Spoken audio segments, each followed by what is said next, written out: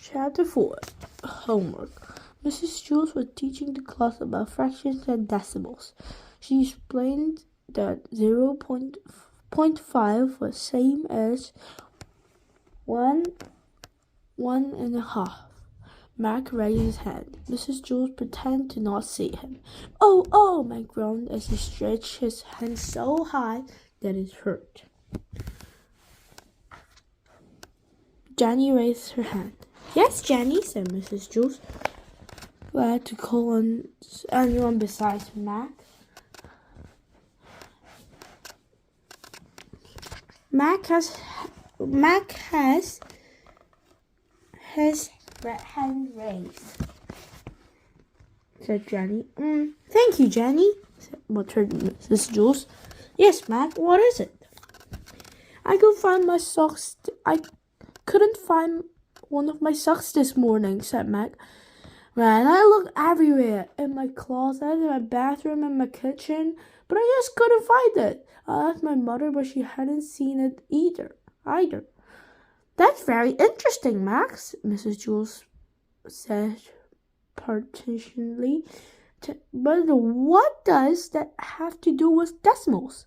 Because, said Mac, I only could find half of my socks. Oh, right, said Mrs. Jules. Does anybody else have any questions about decimals? Yes, John. Did you look under the bed? Asked John.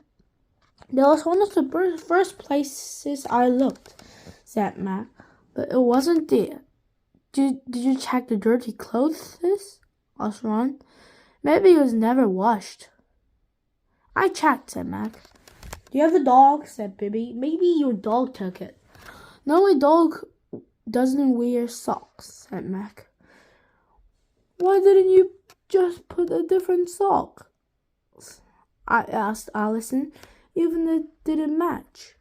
I thought of that, said Mac. See, but then if I wore a sock that didn't match, I'd be left with only one sock of color for tomorrow. And then if I wore that sock, I'd have to wear a sock that didn't match with it. So on for the rest of my life. I would never wear matching socks again. Well, be that as it may, said Mrs. Jules. We really need to get back to decimals. Yes, Stephen. Once I had both my socks on, said Stephen, but I wasn't wearing my shoes. My mom had just waxed the floor too. I slid around on it like I was skating. It was a lot of fun until I fell against the kitchen table and broke 2 dishes. Then I got in trouble. What's that got to do with my socks? Said Mac asked impatiently. Stephen shook. Did you ever find another sock? Said Lizzie. Yep, said Mac. But you'll never guess where. In the refrigerator. He held out his arm in bewilderment. How did it get there? No one knew. See, here it is, said Mac, climbing on top of his desk so everyone could see his feet. He pointed to his left foot and said, This is my sock. I had from the beginning. He pointed to his right foot and said, And this is the sock I couldn't find. He stuck a red and gold lightning bolts down the side. Oh, hot socks, said Maricia. No, it was cold after being in the refrigerator, said Mac, still standing on top of his desk. I made up the song too while I was looking for it. You want to hear it? I got one sock, looking for the other sock, looking for its brother. When I found that sock, I tell you what I'll do. I'll put it in my foot and I'll stick it in my shoe. The bell rang for recess. Since we didn't finish the arithmetic lessons, said Mrs. Jules, you'll have to do the rest of it for homework. All the children groaned as they headed outside. After recess was science. Mrs. Jules was teaching the class about dinosaurs. She told the class that there were two types of dinosaurs, those that ate meat and those that ate only vegetables. You mean broccoli? Asked Randy. I don't think they had broccoli back then, said Mrs. Jules. Just as there were different kinds of animals back then, there were also different kinds of vegetables. Mac raised his hand. Mrs. Jules pretended not to see him. Oh, Mac groaned. He looked like he was going to explode. Mrs. Jules pretended to not hear him. She called on Myron. Mac has his raised hand, said Myron. Thank you, Myron, muttered Mrs. Jules. Yes, Mac. My uncle grew the biggest watermelon you ever saw in your whole life. Man, it was huge. It was so heavy I couldn't even lift it. Mac, what does that have to do with dinosaurs? Said Mrs. Jules. Because there must have been a kind of watermelon the dinosaurs ate, said Mac. Did you eat it? Asked DJ. Not all of it, said Mac, shaking his head. She was too big for me, and I love watermelon. What did it taste like? Asked Maricia. Delicious, said Mac. But lots of seeds. You shouldn't eat the seeds. Otherwise, the watermelon might grow inside your stomach. I once heard about a lady who was so fat that everyone thought she was going to have a baby. But she didn't have a baby. She had a watermelon. Was it a boy or girl? Asked Joy. Everyone laughed. Mrs. Jules never finished her lesson about dinosaurs, so she had to sign for homework. After school, Mac walked home with his girlfriend Nancy. Nancy's class was on the 23rd floor of Wayside. Mac carried his arithmetic book, his science book, his reading book, and his language book, and his spelling book. Nancy didn't have any books. I'll carry your books, Mac, she offered. Mac gave Nancy his books. Don't you have any homework? She asked. She shook her head. Man, this is unfair, said Mac. Mrs. Jules assigned more homework than any other teacher in Wayside School. Chapter 5. Another story about socks. Charlie brought a hobo to school for show and tell. They stood by the side of the front of the room. This is Hobo, said Shari. I found him on the Wayside School. Oh, how neat, said Maricia. The hobo had long, dirty hair and a scraggly beard. His shirt was covered with stains. The pants had a lot of colorful patches. His coat was too big for him, but wasn't big as Shari's coat. Shari was a little girl, but she wore the biggest coat in all of Wayside School. The hobo wore old black shoes that also looked like they were too big for him, but that might have been because he wasn't wearing any socks.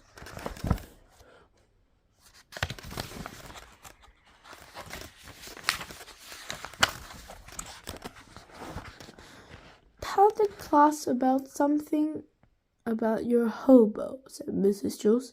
His name is Bob, said Shari. I heard him ask a lady for a spare change. The lady told him to take a bath. I tried to give him a quarter, but he said he never took money from kids. He said he likes kids a lot. He said he was once a kid himself. Does anybody have any questions they'd like to ask Hobo Bob?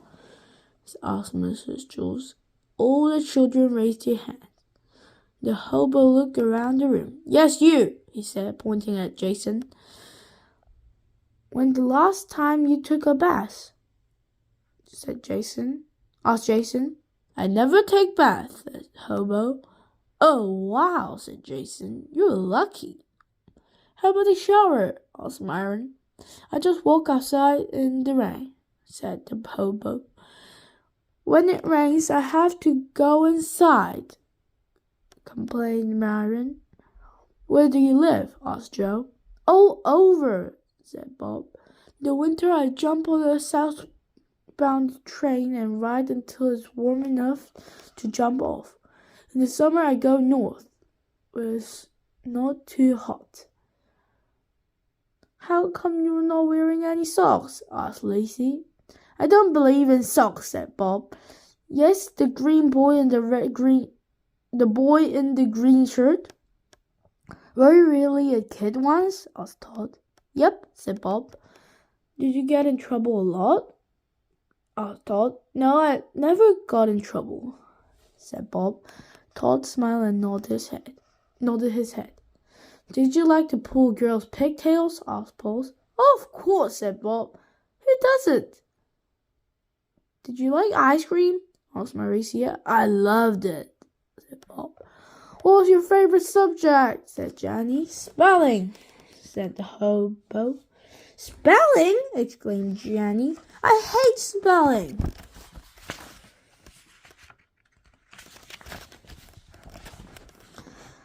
I once came in first place in the spelling bee, but out of all the kids in my school, Bob said proudly.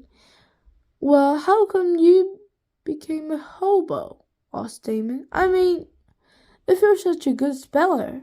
I'm not sure, said Bob. When you grow up, you're supposed to turn into something. Some kids turn into dentists, others turn to the bank presidents. I didn't turn into anything, so I became a hobo. Did you ever try a job? Asked Kevin. I tried, said Bob, but nobody would hire me because I didn't wear socks. So why didn't you wear socks? Asked Eric Ryan. I told you I don't believe in socks. Yes, the girl with the cute front teeth. Rondi lowered her hand. She was missing her 2 front teeth. What do you eat? She asked. Mulligan stew, said Bob. My friends and I collect scraps of food all day, and then we cook it up in a big pot and share it. It's always different, but very tasty. Why is it called Mulligan stew? Asked Stephen. There was once a hobo named Mulligan, asked her hope. He made the first Mulligan stew. Was he a good cook? Asked Todd. No, he was eaten by cannibals. Yuck! Everyone said together except for Dana, who was very confused. She thought Bob had said he was eaten by cannibals. Allison raised her hand. Can you just wear socks even if you don't believe in them? She asked. Socks? Bob shouted and so scared everybody. Is it all kids ever talk about? Socks. Albert Einstein didn't wear any socks. Why should I? Who's Albert Einstein? Said Eric Owen. Mrs. Jules answered that question. She said, Albert Einstein was the smartest man who ever lived. Was he also a hobo? Asked DJ. No, he was a great scientist, said Mrs. Jules. Why don't Albert Einstein wear socks? Asked Joy. Because socks make you stupid, said Bob. That's not true, said Mrs. Jules. Albert Einstein was just too busy thinking about big important things to remember to put on his socks. Maybe, said Bob. But I remember I told you I won the school spelling bee. Well, the day I won it, I forgot to wear socks. Think about it. Everyone think about it. So after that, I never wore socks again, said Bob. Mac raised his hand. Once I could only find one of my socks, he said. Man, I look everywhere for it. Under the bed, in the bathroom. You'll never guess where I finally found it. In the refrigerator, said Bob. Mac's mouth dropped open. How do you know? Bob shrugged. Where else? Everybody had lots more questions for Hobo Bob, but Mrs. Jules rang her cowbell. Show and tell is over, she announced. Let's thanks Bob. Thank you, Bob, everyone said all together. You're welcome, he replied. Do you know the way out of the school? Asked Shari. I'm not sure, said Bob. Just go straight down the stairs, said Shari. Thank you, said Bob. But don't go in the basement, warned Shari. I won't, said Bob. He shook Shari's hand, then waved goodbye to the rest of the class and headed out the door. Everybody waved back. Shari returned to her seat.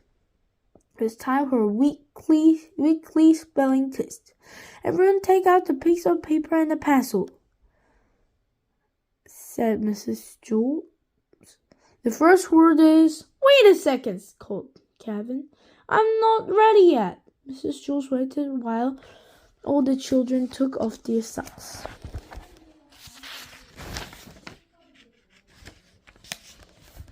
Chapter 6. Pigtails. Hey, Lacey, said Paul. Hi, Paul, said Lacey. They're friends now. Paul hadn't pulled either of her pigtails for a long time. Paul sat in the desk behind Lacey.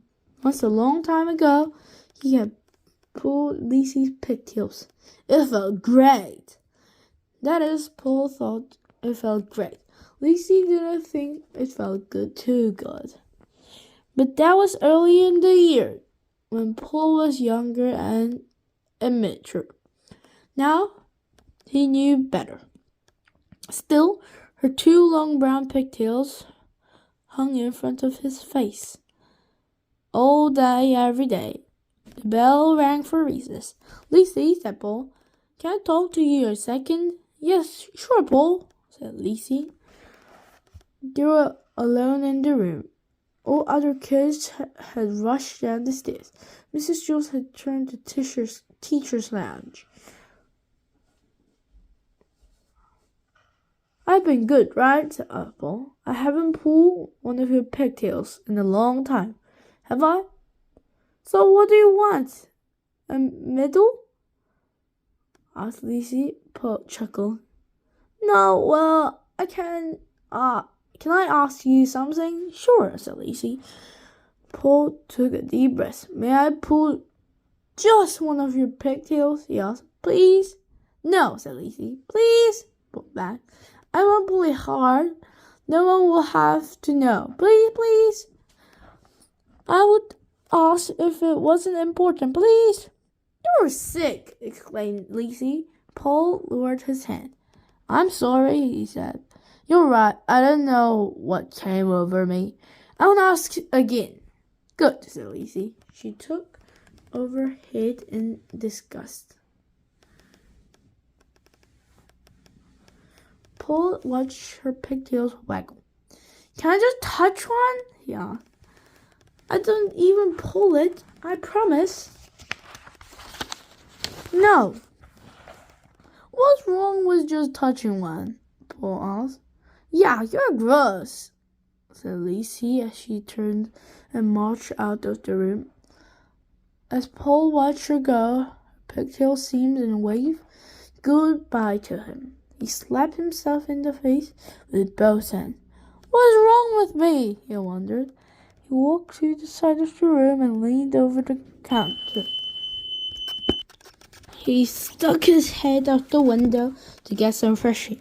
Down below, he could see the kids playing on the playground. They looked like tiny toys. Lizzie stepped back into the classroom. I'm getting my hair trimmed tomorrow, she announced. If you want, I'll save the pieces for you. I'll just be some split ends. Paul was so excited he forgot where he was. He quickly raised his hand. It bashed against the window frame. Then he bounced towards and toppled out the window.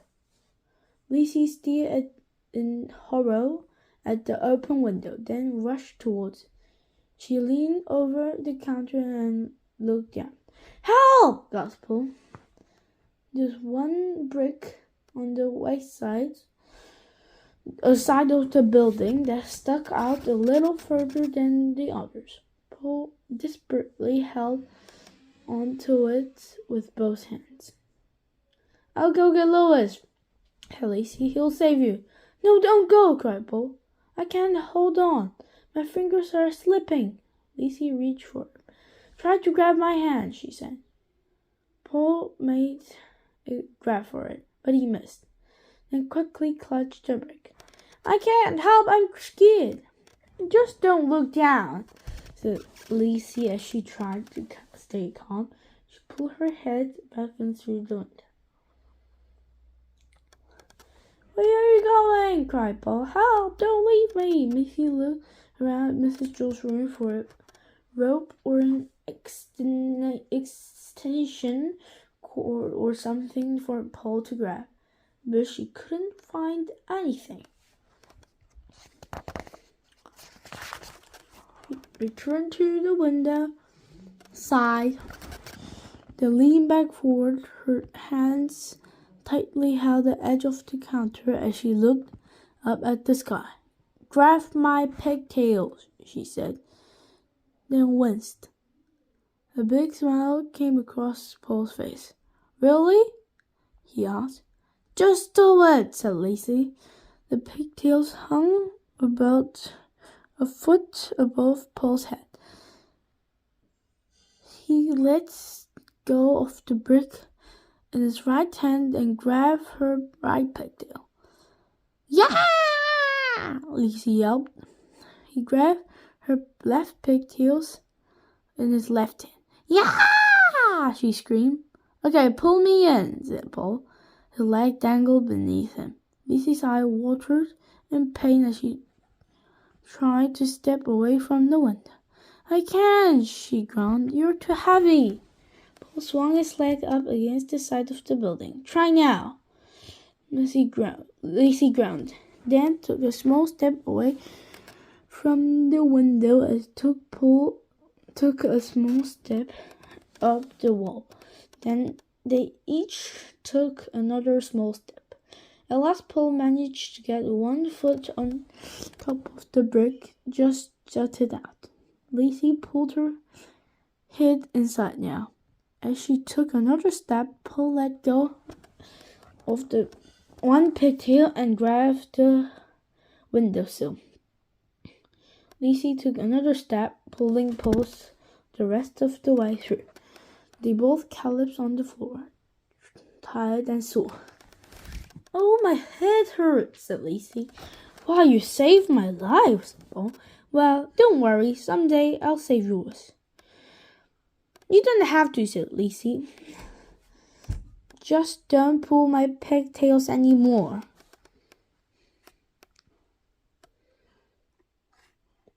I don't, said Paul. Suddenly he laughed. What's so funny? asked Lizzie. This time your pigtails pulled me.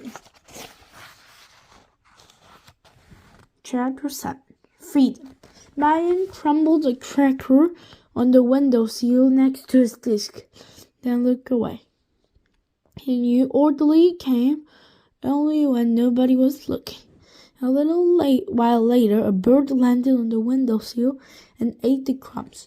Marion watched him out the corner of his eye. He was a black bird with a pink breast. Marion had named him oddly. Marion and named him Audley. "Is that your dumb bird again?" asked Kathy. "No," said Myron. "Audley is not my bird. I don't own him. He doesn't live in a cage. Audley is free." "You're a bird brain," said Kathy.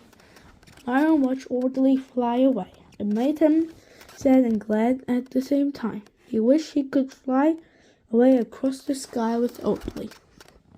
Audley thinks I live in a cage, he realized.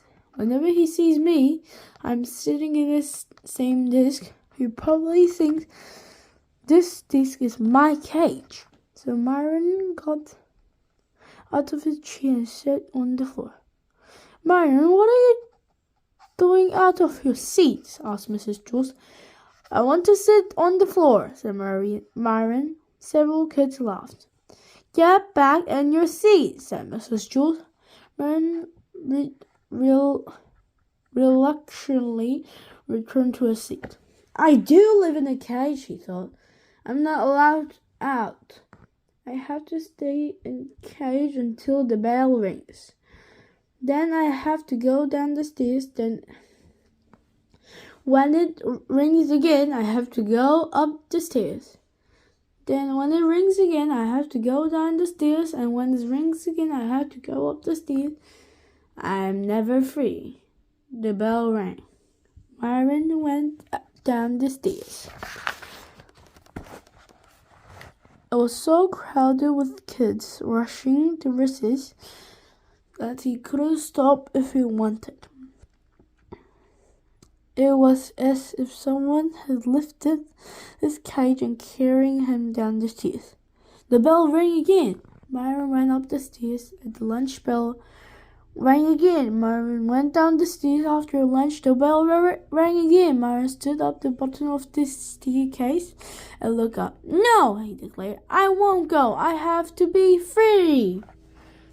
All the other kids rushed past him. He raced his way around the back of the stairs, and everybody else went off. Myron went down to the basement. He nervously walked down the old creaky staircase. He didn't know what he'd find, or what would find him. He could hear the dead rats were living down there, or worse, maybe even Mrs. Golf. Mrs. Golf was the meanest teacher Myron had ever had. She used to be the teacher on the 30th story. Before Mrs. Jules took over, but nobody believes that Mrs. Golf was really gone. Everyone said she was still lurking somewhere inside Wayside School. He stepped off the last step at the very bottom of Wayside School. It was so dark to see. Suddenly he heard a drip that echoed all around the cold, damp room. With his arms outstretched, he stepped across the gritty floor. His hand stuck against the large fat pipe above his head. The pipe felt like it was covered with 1,000 spider webs. Still, Myron kept his finger on the pipe as he walked, so he wouldn't get lost. As long as he stayed with the pipe, he knew he'd be able to find the way back to the stairs. Something crawled across his hand. He shook it off, then continued walking. He thought he heard footsteps behind him. He stopped walking. The sound of the footsteps continued for a second, then stopped. He started again, then stopped. The footsteps stopped a few seconds later. He wasn't alone. It was too dark for Myron to see who was following him, but he realized that meant the person couldn't see him either. Whoever was coming from him had to have been following along the pipe too. So Myron left the safety of the pipe and headed blindly across the basement. The footsteps continued behind him. He stopped. The footsteps stopped too. He bent down and looked for his red sneaker. He threw it towards the side of the basement and hit the floor. The footsteps started after it. Very quickly he took off his other sneaker and threw it in the same direction. He never heard his shoe hit the ground. The footsteps started after him again. He started to run, but he slipped and his socked feet on a spot of slime. His hands hit loud and hard as he fell on the cold floor. The footsteps came hardly towards him. He held his breath and tried to be as quiet as possible. A light turned on above his head. He screamed, "I believe this is yours," said the bald man. He was holding Myron's left sneaker. Next to him there was two men with black mustaches. One of the men held the black mustache case. Myron shook his head. "That's not my shoe," he said. "I never saw it before." The bald man glanced at Myron's shoeless feet. "What's your name?" asked the man with the attic case. "Myron," said Myron. He rejected it as soon as he had said it. He wished he made up a fake name. The man opened his ash case and took out the notebook. "Myron," he repeated as he thumbed through the notebook. "You're supposed to be in Mrs. Jules' class at the desk next to the window, in front of Shari." "What are you doing out of your seat?" Another man with a mustache. "I just want to be free," cried Myron. "Please don't hurt me. If you let me go back to Mrs. Jules' room, I'll never come down to you again."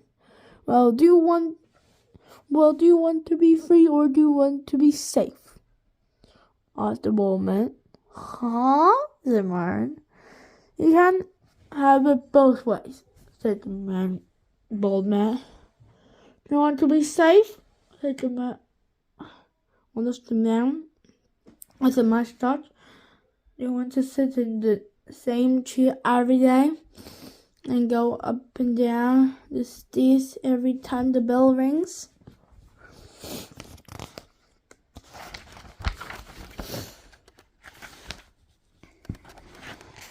"You'll have to go to school 5 days a week," said another man with a mustache. "And you'll have to go to bed at the same time every day.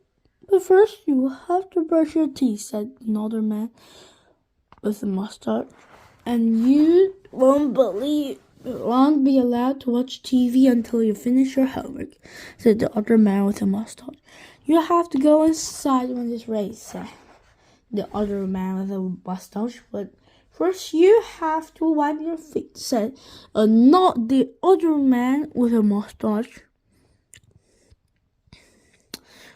"Or you can be free," said the bald man. The man took a pencil and a piece of paper out of his anchor case. "So do you want to be safe or do you want to be free?" Myron looked at the three men. "I want to be free," he said briefly. The man with the anchor case wrote something on the piece of paper and gave it to Myron. "Sign here," he said. Myron couldn't read the piece of paper. It was written in some kind of foreign language. He signed his name. The man took the paper and pencil from Myron and put them into a case. "Okay, you're free," he said. "Good luck, Myron," said the bald man. "Here, I think you'll need this." He gave Myron his left sneaker, then reached up and pulled the chain. The lights turned off. Myron found himself alone in the darkness. He put his shoe back on, then hopped across the basement floor. He had no idea how to get back. At last he hit against the pipe, but he still didn't know which way to follow it, left or right. He didn't even know if it the right pipe. He turned left and continued hopping, keeping his finger on the pipe.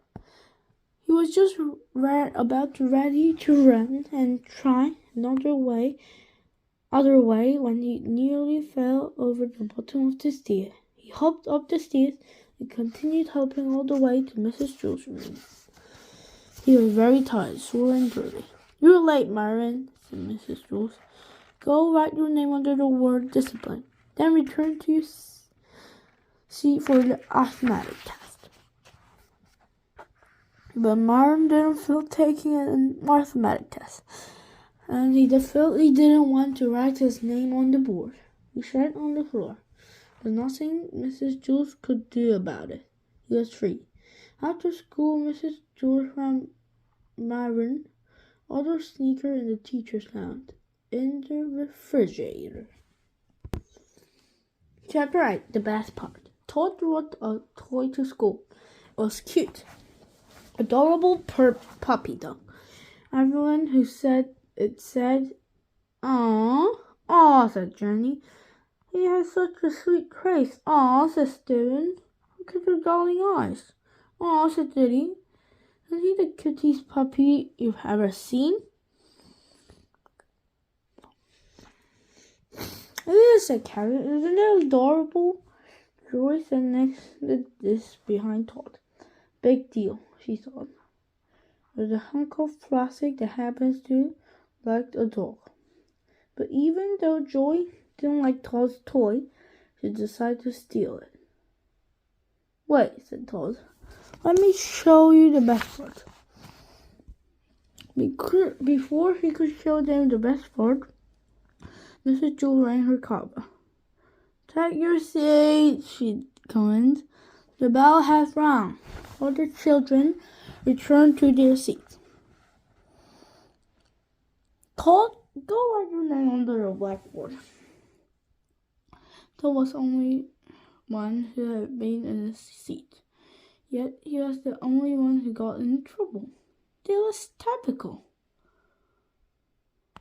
Mr. Jewel had a system. The first time someone got in trouble, he had to write his name on the blackboard under the word discipline. The second time he got in trouble, he had to put check next to his name. And if he got in trouble a third time, he had to circle his name and then go to Hermione. A travel clock on the kindergarten bus. Todd went home with the kindergarten bus every day.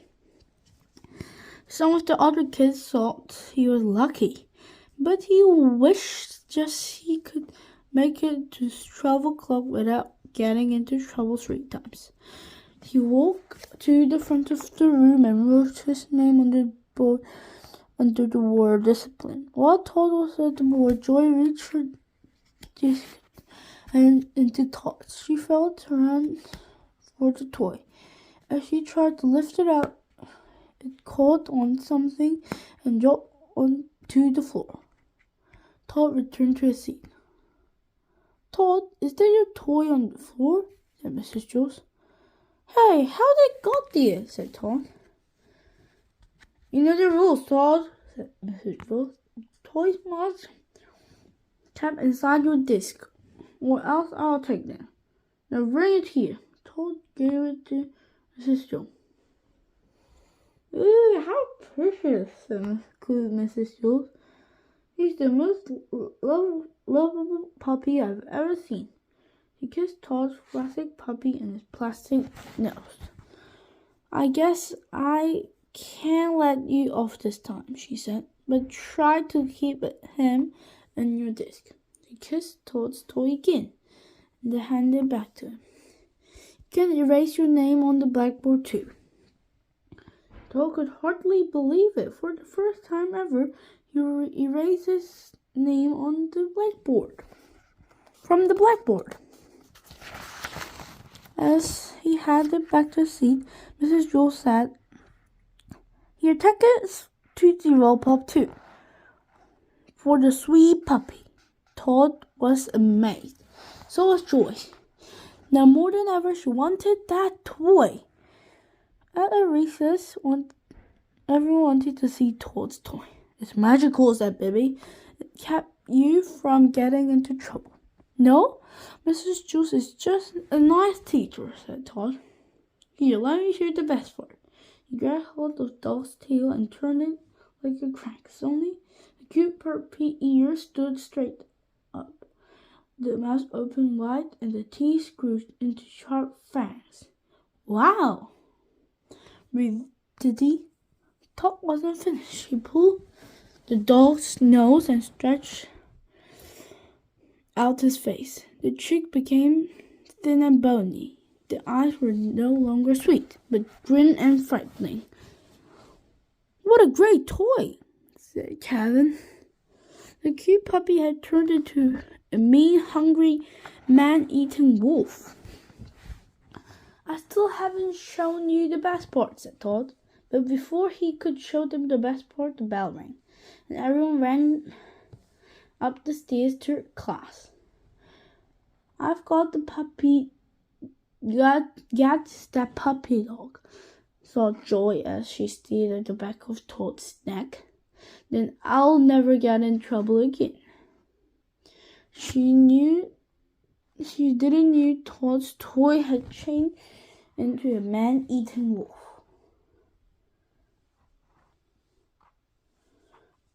Her lunchbox was on her lap. She quietly opened it and took a carton of cranberry juice in a tiny straw. She stuck the straw into the carton and sucked up some juice in it. She waited for Mrs. Jules to turn around, then blew juice out the straw and split it against Toad's neck. He slapped the back of his neck with his hand. Joy laughed to herself. She shook up some more juice, took careful aim, and fired. Todd turned around, but Joy already had the straw out of her mouth and was looking down at her book. Todd rubbed his neck and faced front. Joy stuck more juice and blew it onto Todd's neck. Hey! She shouted, turning around. Leave me alone, Todd. I'm trying to work, said Joy. Todd, what's the matter with you? Asked Mrs. Jules. I tried to be nice, but you just take advantage. Now go and write your name on the blackboard. Todd walked into the front of the room. He still saw Mrs. Jules was the nicest teacher in the world. He looked up at the clock. It was almost 11. I might make it today, he thought. I just might make it. He started to write his name when he heard a loud scream. He turned around and saw Joy jumping up and down, waving her hand in the air. His toy was beating her pinkly, so she couldn't shake him off. Help! Screamed Joy as she hopped around the room. Todd, how do you get off? Todd, please. Todd smiled. There, he said. That's the best part.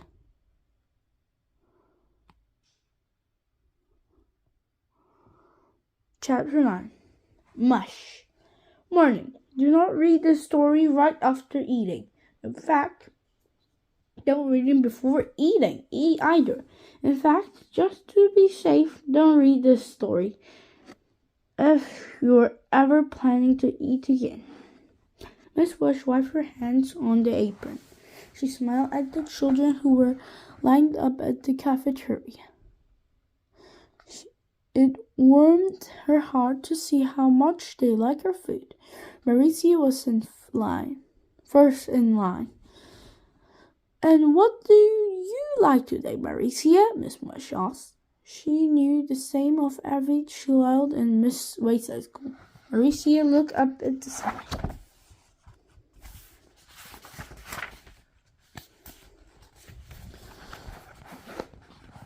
Special today, mushroom surprise. Just milk, said Maricia. I brought my lunch. Miss Mush smiled and gave Maricia a carton of milk. Joy was next in line. And what do you like, Joy? Asked Miss Mush. Milk, said Joy. Smush smiled and gave Joy a carton of milk. And what do you like, Jason? Milk, please, said Jason. Just milk, said Damon. Milk, said DJ. Milk, said Lacey. It was almost Ron's turn. It had brought lunch. He normally brought a peanut butter and jelly sandwich to school, but there hadn't been a single slice of bread in his house this morning. I know, his mother said. I'll give you some money and you can buy a nice hot lunch from Miss Mush. She thought it was a brilliant idea. Can I just have a peanut butter and jelly sandwich without the bread? Ron had asked. Now he looked up the sign. Special today, mushroom surprise. It wish she weren't so hungry. This was the 18th day of this in the row that the special was mushroom surprise. It was called mushroom surprise because it would have been a surprise if everybody had ever ordered it. No one ever did, except Louis, of course. That's why they'd had for 18 days. There are always plenty left over. Milk, said Terence. Milk, said Charlie. Milk, said Kevin. Milk, please, said Billy. And what do you like today, Ron? Asked Miss Mush. Ron took a deep breath. Mushroom surprise, he squeaked. Tears of joy filled Miss Mush's eyes. She blew her nose from her apron, then said, One mushroom surprise coming out right up. Tears came to Ron's eyes too, but for a different reason. He looked at the mushroom surprise. It was sort of green. So was Ron. Miss Mush proudly dumped a hot lump of mushroom surprise on the paper plate and handed it to Ron. He put it in his tray, then pushed it over to the cash register, where he just paid it. The news quickly spread out the cafeteria, then up and down the stairs and out the playground. Ron ordered a mushroom surprise. Ron ordered a mushroom surprise. Mrs. Jules was sitting in the teacher's lounge on the 12th floor when Bibi burst into the room. Oh, the teacher was shocked to see her. Bibi, you're not allowed into here, said Mrs. Jules. This is a secret place. Ron ordered a mushroom surprise, Bibi shouted. Then she ran back up to the cafeteria. As Ron sat at the table, 87 kids crowded around him to watch him eat. I wonder what the surprise is, said Diddy. She had the best view. She was pushed right up alongside Ron's chair. Maybe it tastes good, said Lacey. Maybe that's the surprise. No, I think it's called mushroom surprise because after you eat it, it's a surprise if you don't die, said Mac. Louis, eat it. He's not dead, said Jason. Louis had been eating Miss Mush's food for so long. He's immune to it, said Allison. Ron dug his plate fork into a goop he raised into his mouth. Dana covered her eyes. I can't watch, she exclaimed. Ron opened his mouth wide. The fork entered. He pulled the fork out again. It was empty. Ron chewed twice, then swallowed. He ate it, Diddy announced for those who couldn't see. Stephen screamed. Said Ron. Not too bad. It sort of tastes like mixture of bananas and Spanish. What's the surprise? Asked Diddy. Ron looked at Diddy. His face flushed and his eyes changed color. His whole body began to shake, like a washing machine with a spin cycle. Diddy was afraid he was going to throw up. She tried to get away, but with everyone crowded around, there was no room for her to move. But Ron didn't throw up. He stood up on his arms around Diddy's neck and kissed her smack on the lips. He sat down His eyes returned to normal color. "Look," said Diddy, wiping her mouth on her sleeve. "What's the matter?" asked Ron. "Don't you know what you just did?" asked Allison.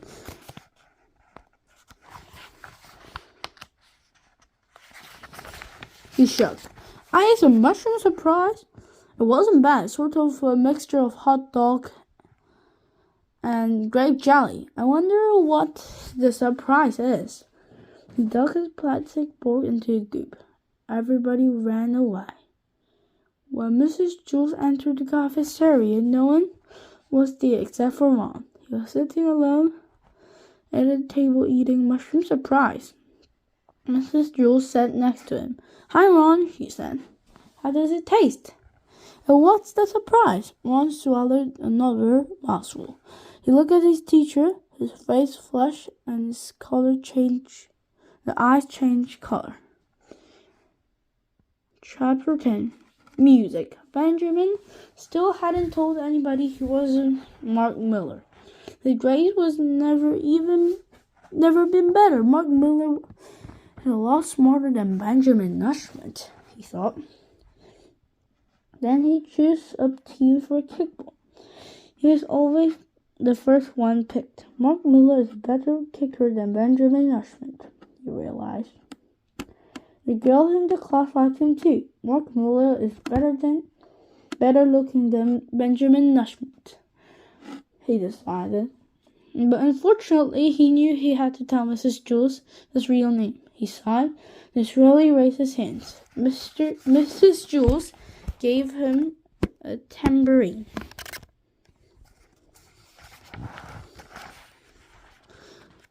He had been so busy thinking about his problem, he didn't know that Mrs. Jules was passing out musical instruments.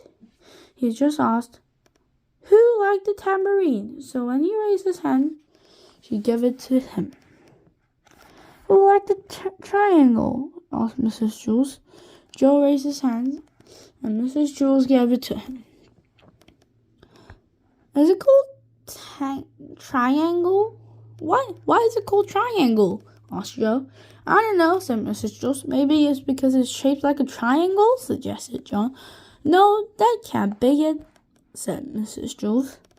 "Then the tambourine would have to be called the circle." "Maybe it was invented by a person named Joe Triangle," said Rondi. "That's probably it," said Mrs. Jules. She held up the next instrument. It was a glockenspiel. "Who wants to have a glockenspiel?" she asked. Shari raised her hand. Nobody asked why it was called a glockenspiel. It was obvious. Mrs. Jules gave the bells to Stephen. "Why are they called bells?" he asked. Nobody knew. Joe got the bongo drums. Todd got the bass drum. Jenny sneered the snare drum.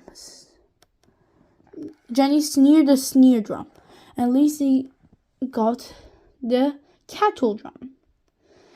Then they back for them. It hurt everybody else's eardrums. Mrs. Jules gave one crumble to Kevin and the other crumble to Bibi. DJ got the gong and the 3 Erics and kazoos. Mrs. Jules shouted, "On those trees, cultural." Children played their instrument. They shook, rattled, rocked, and rolled. Joy banged her bongos. DJ bonged his bong. Sherry glockened her glockenspiel. Stephen jingled his bells. Kevin and Bibi slapped the crumbles together. And Joe Triangle went ting. But something didn't sound right. "What's wrong, Mark?" Mrs. Joe shouted over the music. "Why are you playing the tambourine?" "My name is not Mark," said Benjamin. "It's Benjamin Nushman. I'm sorry for not telling you before." "What?" said Mrs. Jules. I can't hear you. My name isn't Mark, he said. It's Benjamin. Louder, Mrs. Jules. So everyone played louder. Todd bashed his bass drum. Lizzie cooked on her kettle drum. Kevin and Bibby crashed their crumbles together. And Joe, Triangle, and Ting. My name is Benjamin, shouted Benjamin. Mrs. Jules put her hands to her ear. Louder, she said. So everyone played louder. DJ kaboned his gong.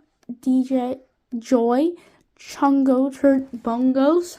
Paul splacked his cantas. Jenny spaghettied her snore drum. Kevin and Bibby Warmer did crumbles, and Joe Triangle went ting. My name is Benjamin Nushmet, hollered Mrs. Benjamin Nushmet. Louder, yelled Mrs. Jules. So everyone played louder. Eric screamed into their kazoos. Kevin and Bibby ran opposite sides to the room with the crumbles, then charged towards each other. Then on the floor flew open. A man entered. Benjamin had never seen him before. The whole class became very quiet. There was Mr. Kidwater, the principal. Kevin and Bibby screeched to a halt just in time. The crumbles were laced in an inch apart. Is something the matter, Mr. Kidwater? asked Mrs. Jules. Several teachers have complained about your music, said Mr. Kidwater. The students were having trouble hearing. I understand, said Mrs. Jules. Good, said Mr. Kidwater. He walked out of the room. Okay, you heard Mr. Kidwater,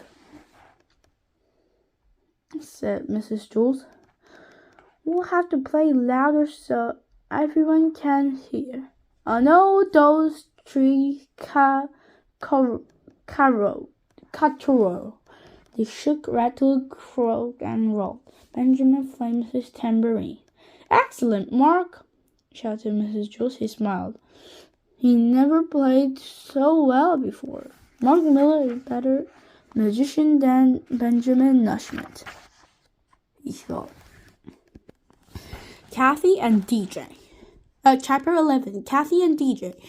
Down the playground, Kathy was singing her favorite song. Wayside School is falling down, falling down, falling down. Wayside School is falling down, my fair lady. Kids go splat as they hit the ground, hit the ground, hit the ground.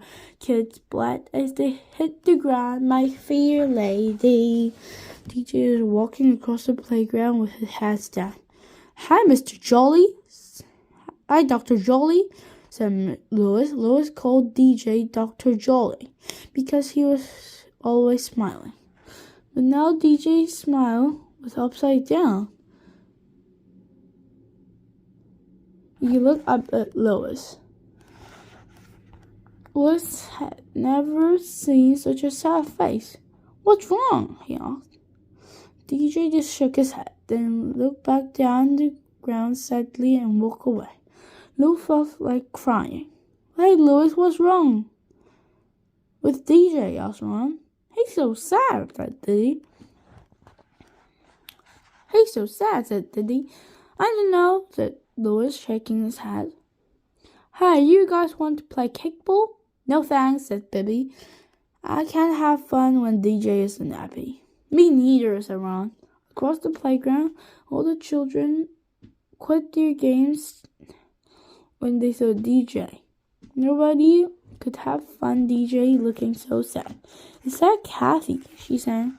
Broken bones and bold and go, bold and grow, bold and grow, broken bones and bold and gore, my fair lady. We don't have no school no more, school no more, school no more. We don't have no school No school no more, my fair lady. The bell rang. DJ sadly looked up at the school and sighed. Hey, G, snap out of it, said Marion. DJ steered through his friend. You want to walk up the stairs with us, Dojo? Asked Damon. DJ shook his head. I need to be alone, he mumbled. Damon and Marion looked at each other, then started the stairs, leaving the sad friend behind. DJ headed on up, but stopped halfway between the 9th and 10th floors and sit down. He lowered his face, his hand, and cried. A moment later, someone burst laughing. DJ opened his eyes and saw Kathy standing over him. You shouldn't sit on the stairs, some jerk, said Kathy with glee. I must kick you in the head. Kathy called DJ dumb jerk. She didn't like DJ because he was always smiling. Now she was glad to see him so sad. Hi, Kathy, said DJ. She plopped down the stair next to her. What happened? She asked. Did your dog die? She laughed. DJ shook his head. Are the parents getting divorced? She asked. Hopefully. Your house burned down? No, said DJ. My great-great-grandfather gave me a gold watch. I'm 100 years old. I brought it to school today and... You lost it! Kathy exclaimed with delight. DJ sadly nodded. Kathy laughed. Oh boy, you're going to get in trouble. She rubbed her hands together. Your parents will ground you forever. No, my parents never punish me, said DJ. They know I learn from my mistakes. Oh, said Kathy, a little disappointed, but your great-great-grandfather will hate you, she said, and he'll never give you another present for the rest of your life, not even for your birthday. No, he loves me no matter what I do, said DJ. He likes people, not things. Again, Kathy was disappointed, but the watch was worth a lot of money. She tried. And you will have to pay for it of your allowance. She laughed triumphantly.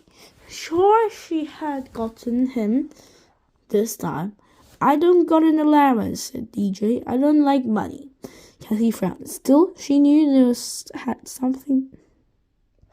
had to be some reason why she was sad about losing the watch. You will never know what time it is, she squawked. So, said DJ, time isn't real. Kathy didn't know what DJ meant by that, but she didn't care. Well, if you don't know what time it is, she told him, you'll miss your favorite television shows. I don't have a favorite television show, said DJ. I never watch television. He thought a moment. I'm not sure if you have a TV in our house or not. Maybe there's one in the closet somewhere. Kathy glared at him. Well, then how come you're so sad? You lost that dumb watch. She damned it. I'm afraid the bird might think it's food and choke on it, said DJ. Is that all? Shrieked Kathy. DJ smiled. I guess you're right, he said. A bird probably wouldn't choke. In fact, maybe he could use to make a nest. I hope so, don't you? He hopped to his feet. Thanks for talking to me, Kathy. I feel a lot better now. You're a good friend. He hurried up to Mrs. Chiltern, taking the stairs 2 and 3 at a time. As DJ smile turned up, Kathy's smile turned down. She followed up after him, grumbling to herself. He wasn't like money. He doesn't worry about time. He never watches television. Why Why is he so happy? Everyone in Mrs. Jules' class cheered when they saw DJ enter the room smiling.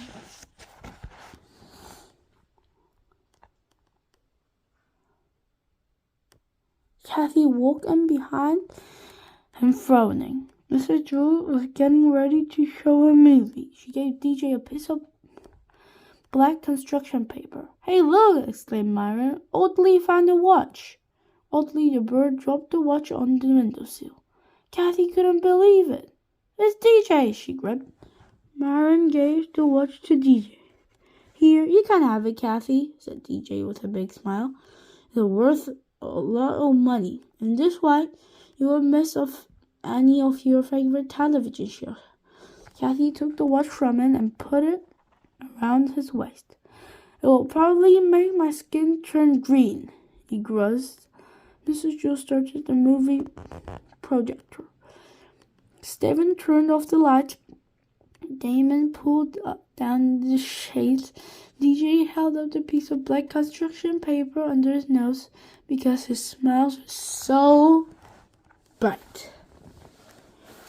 Chapter 12. Pencils.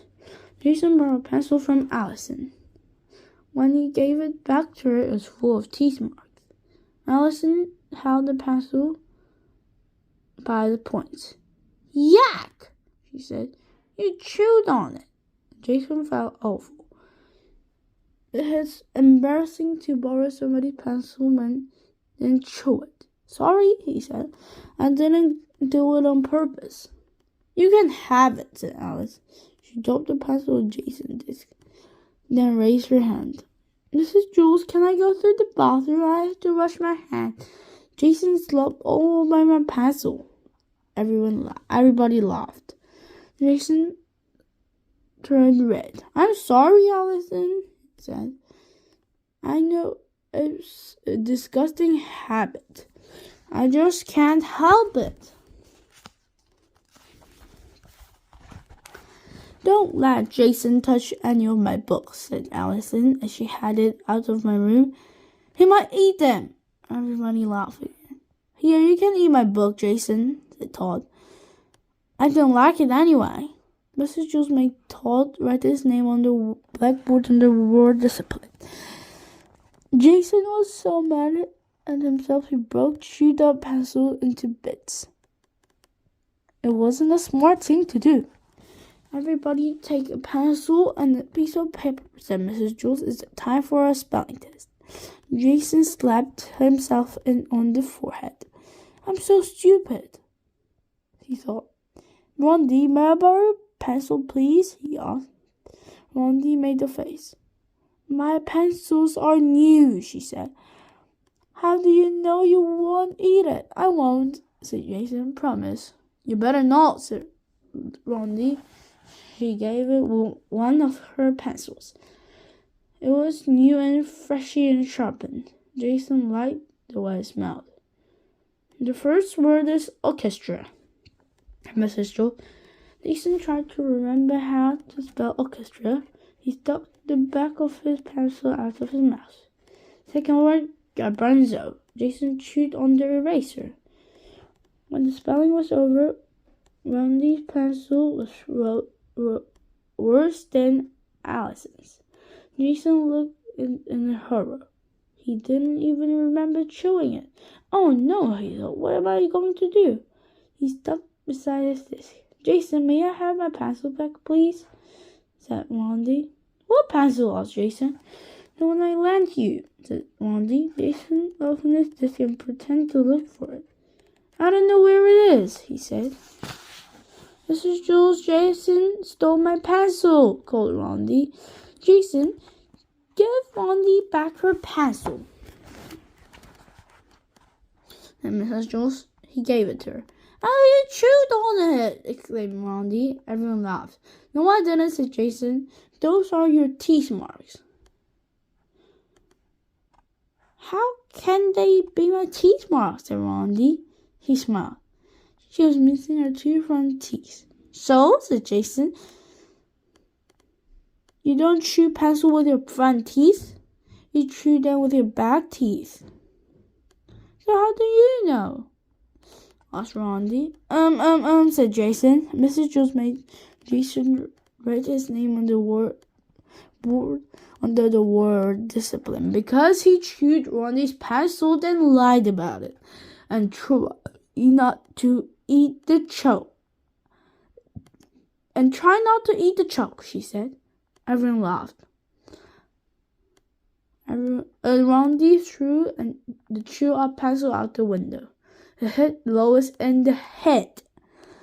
Mrs. Jules gave Damon a stack of worksheets and asked him to pass them out. They continued arithmetic problems. Jason had to borrow another pencil. Allison, may I borrow another pencil, please?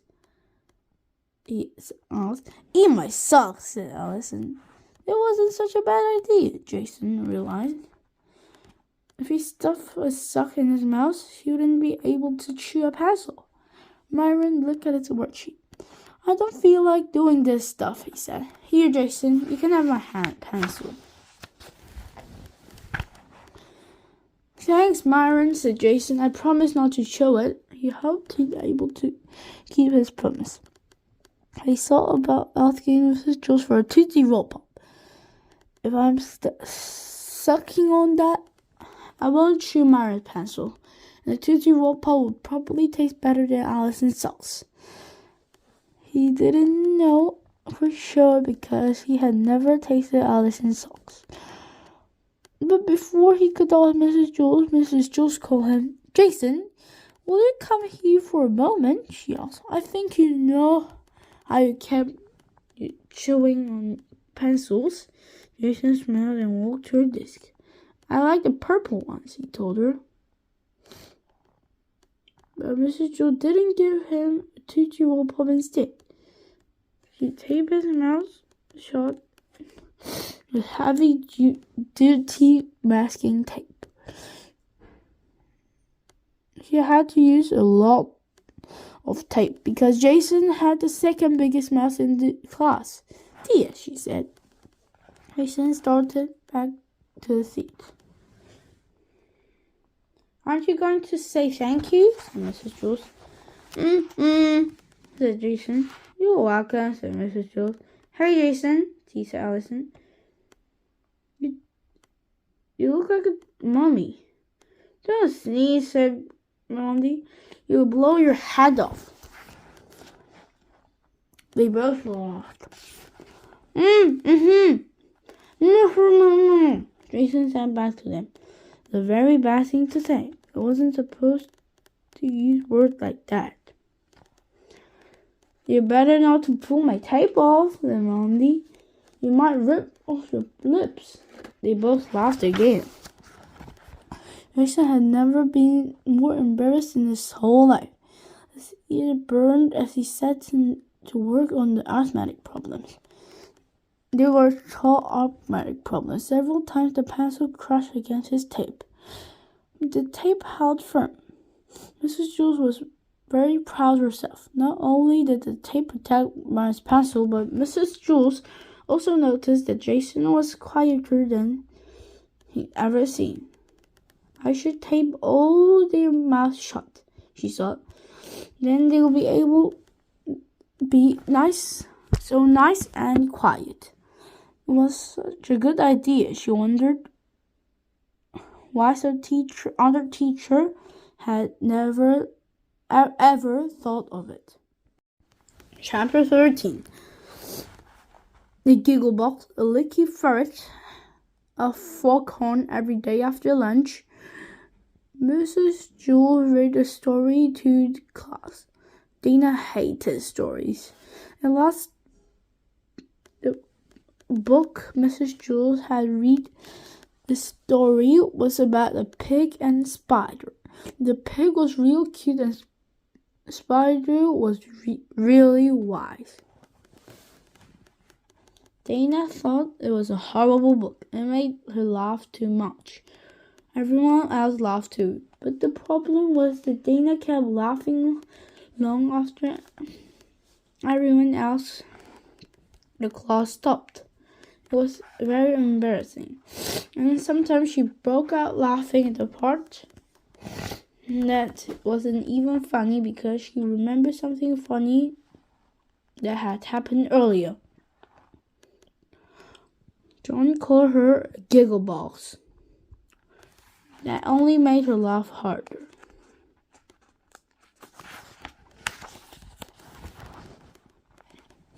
When she broke over laughing in the middle of an arithmetic test because she remembered something funny, the pig had said. "There goes the giggle ball," said John. She hated John. But that wasn't the worst part of the book. In the end, the spider died. Dana couldn't stop crying.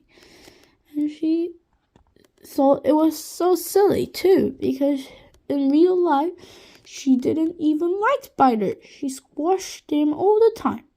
John called her a leaky ferret. Somebody better call a plumber to fix the leaky ferret, he said. She laughed through her tears. She hated John. Once in music, she had learned a song about a dragon. When the song begins, the dragon was very brave, but when he loses his only friend, so it wasn't brave anymore. He just goes back to his cave, where he is sad and lonely for the rest of his life. The song always made Dana cry. Every recess, John and Joe would chase after her, singing it. She'd run across the playground with her hands over her ears and tears streaming down her face. The bell rang. Lunch was over. Dana nervously walked up the stairs to Mrs. Jules' room. Mrs. Jules would start a new book today. She hoped it wouldn't be funny or sad. She hoped Mrs. Jules read a boring story with no joke. Then she got to class. John and Joe were standing by her desk waiting for her. "Happy birthday, Dana," said John. He was holding a present.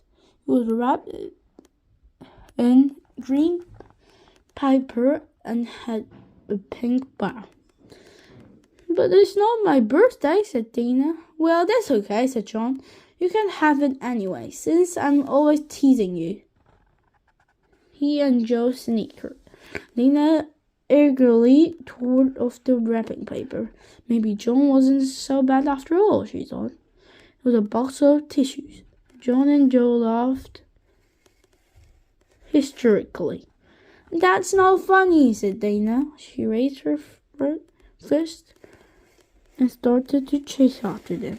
Mrs. Jules rang her cowbell, and the children settled quietly in their seats. "We are ready to begin a new story," said Mrs. Jules. She held up the book. "It's called Stinky." Dina laughed at the title, then quickly covered her mouth. "It's about a cute and playful skunk," said Mrs. Jules. "Oh no," gasped Dina. She knew animal stories always made her cry. The animal's mother got shot by human hunters, or else human built a shopping center and destroyed the animal's home.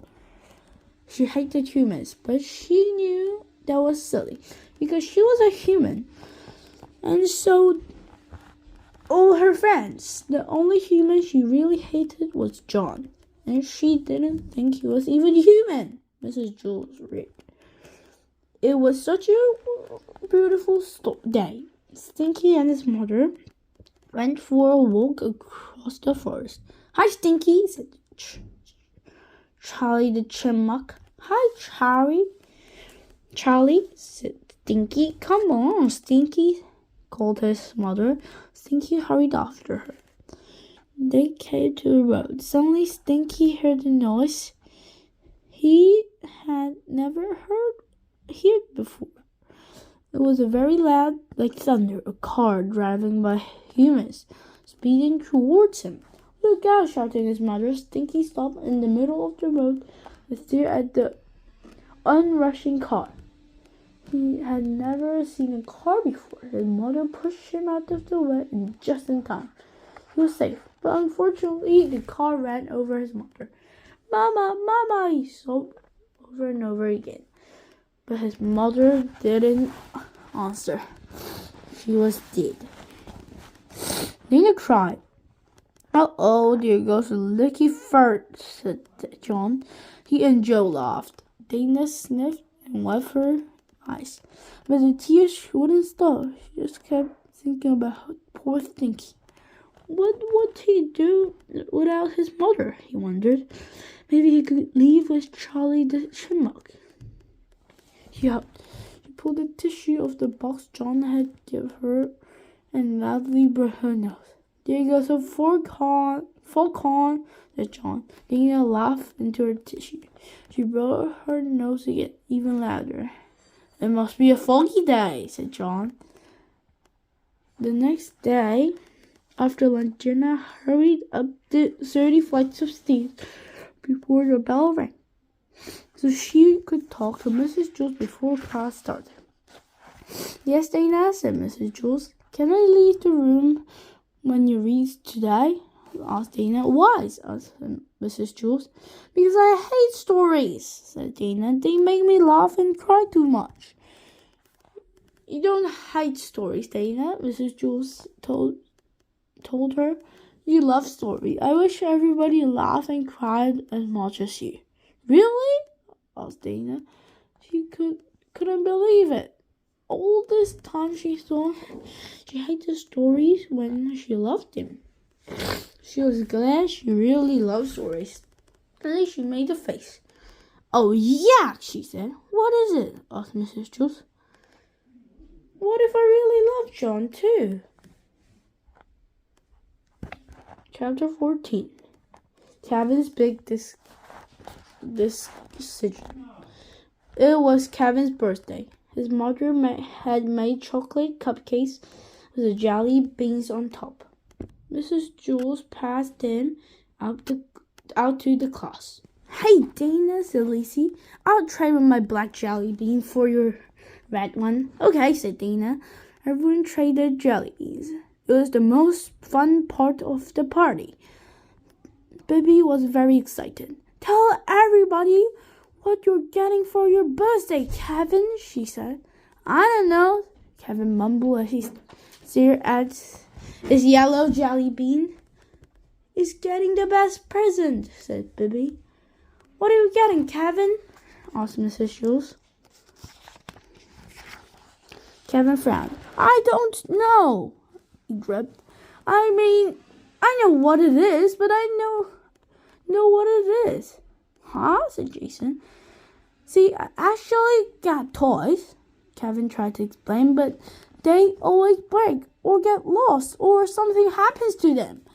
But this year, I'm getting something I never lose. Have it for the rest of my life. What is it? Asked Terence. A tattoo, said Kevin. Oh, how neat! Exclaimed Maricia. Everyone thought it was a great present. You're lucky, Kevin, said Rondi. I wish I could get a tattoo, too. Instead, I got a tutu. I got a tutu, too. Said Dana. My parents won't let me get a tattoo, complained John. My parents wouldn't let me get one either, said Kevin. Then for my birthday, they said I could get one. But now I can't decide what to get. My dad's taking me to tattoo parlor after school today. I can't make up my mind. Get a snake, said Stephen. No, get an angel, said Diddy. You're the best. A dead rat, suggested Kathy. I just don't know, said Kevin. I never had to make such a tough decision. Nothing else I do matters very much. It's not like choosing jelly beans. If you pick the wrong colored jelly bean, a big deal. You can always spit it out. But once you get a tattoo, you can't change your mind. You can't erase tattoos. Whatever I get, I'll have for the rest of my life. You're a naked lady, said Jason. Kevin shook his head. I just don't know. Where are you going to put your tattoo? Asked Allison. Kevin threw up his hand. I don't know. You should put it in your arm, said Myron. That's the best place for tattoos. You're crazy, Myron. Put it on your chest, Kevin. I know where you should put it, said Dana. But I couldn't say. She giggled like a maniac. Then she whispered it in Jenny's ear. Jenny giggled too. All the day, everyone had lots of suggestions for Kevin. They told him what kind of tattoo he should get and where he should put it. A rainbow on his forehead, a flower on his cheek, and char on his arm. It was easy for the others to make suggestions. They wouldn't have to live with it for the rest of their lives. I just don't know, Kevin repeated over and over again. Debbie drew a lot of pictures for him in case he wanted to choose one of those. She drew lions, butterflies, buffaloes, and butterflies. She drew lions, tigers, buffaloes, and butterflies. If you like, then I can draw your skin for you, said Diddy. Then the tattoo man can trace over it. I just don't know, muttered Kevin. I just don't know. After school, Kevin's father picked him up and drove him to the tattoo parlor. Next day, when he walked to class, everybody stared at him. They couldn't see a tattoo. Did you get one? Asked Maricia. Yep. Kevin smiled. Yep, he said. Where is it? Dana gasped. I know where, she exclaimed. She and Jenny giggled. Well, where did you get? Said Todd. It was a real tough decision.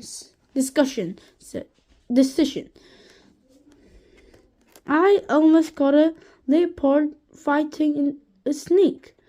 But then my dad told me to think about it. He said it was sort of like getting a second nose.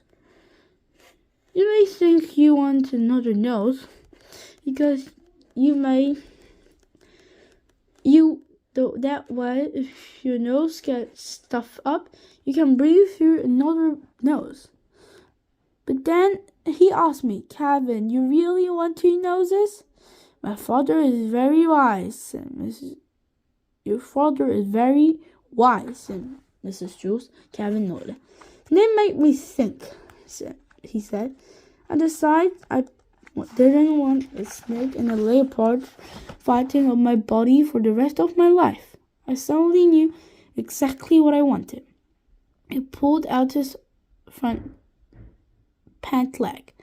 There was a small tattoo above his ankle. Everyone crowded around to look at it.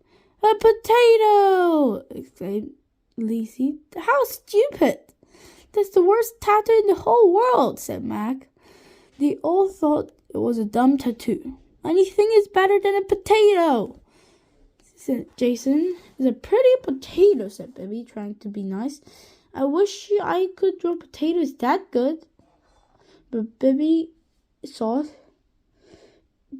even Bibi thought it was a dumb tattoo. I like potatoes, said Kevin. I will hope so, said Mrs. Jules. Kevin could tell Mrs. Jules didn't like this tattoo either. I could have gotten an angel, said Dizzy, soaring across the sky. Not me, said Terence. I would have gotten a lion. I would have gotten a kangaroo, said Lacey. But all day everyone told Kevin what they would have gotten. A fire-breathing dragon, a lightning bolt, a creature from outer space. None of them said they would have gotten a potato, but Kevin knew better. He knew it was easy for his friends to say what they would have gotten, because they really hadn't had to choose. He was the only one who really knew what it was like to pick a tattoo. Even Mrs. Jules didn't know that. He looked at his potato. He smiled.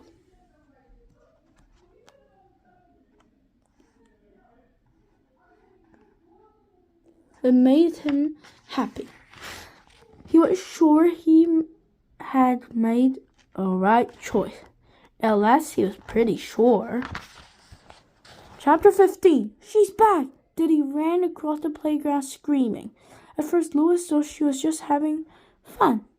But then he realized something was wrong. He hurried after her and grabbed her arm. Diddy, are you all right? He asked. She stared at him, wide eyes open, and continued to scream. Several other kids gathered around. What's wrong, Diddy? Asked Myron. I don't know, said Louis. Diddy hiccuped 3 times. Then gasped. I saw her! Who? asked Lois. Diddy didn't answer. She just stared right through him. But everyone else knew whom Diddy had seen.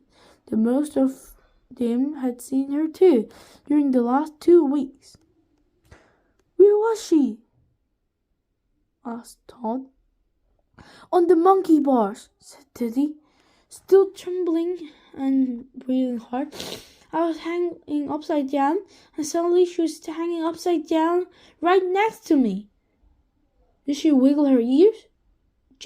asked Jenny. Only once, said Diddy. I jumped off and ran away before she could wiggle another one. That's good, said Rodney. Who is she? said Louis. A hippopotamus? No, said Mariner with a laugh. What? Oh, why did he sing of? Why did he say that? Because when the hippopotamus got mad, it wiggles its ears. It's worse than a hippopotamus, said Allison. I saw her last week at the water fountain, said Todd. I bent down and got a drink, and then there she was, drinking at the fountain next to me.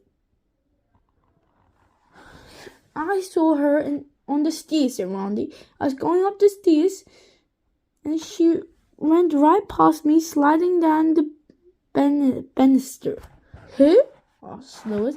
Mrs. Goff, said Diddy, just saying the name went a shiver of fear through her body. Oh, your old teacher, said Lois in a shout. Is she back? I always wondered what happened to her.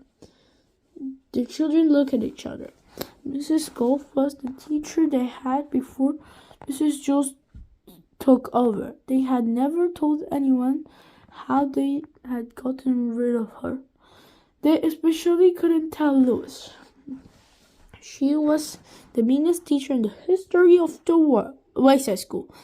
All because there were other teachers at the school who are meaner.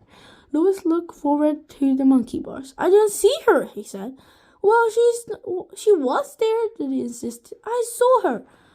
You just imaged to saw her, Diddy, said Louis. If you hate somebody, or if you love somebody, you often think you see person when she isn't there. It's a very common. It's just like Mrs. Zazul. Who's Mrs. Zazul? said Todd. She was the worst teacher I ever had, said Louis. He shivered just thinking about her. He was my teacher when I was your age. I sometimes think I see her too, and I still have nightmares about her. Was she mean? said Randy. She was horrible, said Lois. Every morning she used to check her fingernails. If they were dirty, she would tell the whole class, Lois had dirty fingernails this morning. She'd say in a really nasty voice, and if you talk in class, she'd pick up the wet paper basket and put it over your head. You had to leave it on your head until the bell rang. Did she ever put over your head? asked Todd. Lot of times, said Lois. Everybody laughed. It wasn't funny, said Lois. My mother always knew when I got in trouble because I had bits of trash stuck in my hair. Did it get stuck in your mustache too? asked Randy. Louis didn't have a mustache when he was our age, said Allison. Did you, Louis? She asked. Suddenly, Louis screamed. Everyone stared back at him. She's back! He shouted. She shook with fear. Then he slapped himself in the face. Excuse me, he said. Sorry, for a second I thought I saw Mr. Zoo. He turned to Diddy. Come on, let's go to the monkey bars. No, declared Diddy. I'm not going back. I'm never getting on the monkey bars again. Louis took hold of her hand. Mrs. Gorf isn't there, he said. You just imagine her. They headed to the monkey bars. No one else dared follow. If she just started to wiggle her ears, run away as fast as you can, warned Diddy. She held tightly onto Lois' hand. Then they reached the monkey bars. No one was there. Were you when you saw her? Lois asked. I was hanging upside down from there, said Diddy, pointing. Okay, go hang upside down, said Lois. No! Exclaimed Diddy. Don't worry, I'll be right here just in case anything happens. It had rained during night, so the sand under the monkey bars was wet, so somewhat hard. Diddy walked across the sand and pulled herself up on the bar. She took her legs over, then hung up her knees. Well, do you see her? Louis asked. No, it's safe now, said Diddy. Thanks, Louis. I guess you're right. I must have seen any shadow or something. Diddy pulled herself right side up, then hopped down the monkey bars. She and Louis walked away hand in hand, but she held Louis' hand not because she was scared, but because she liked him. Mrs. Zoo sounds almost as bad as Mrs. Golf, said Diddy. She was, said Louis. She once made me put gum on my nose because I was chewing it in class. How can you chew your nose? Said Diddy. Behind them, Diddy's footprints could be seen in the wet sand under the monkey bars. There was also another set of footprints made by a person who had much bigger feet.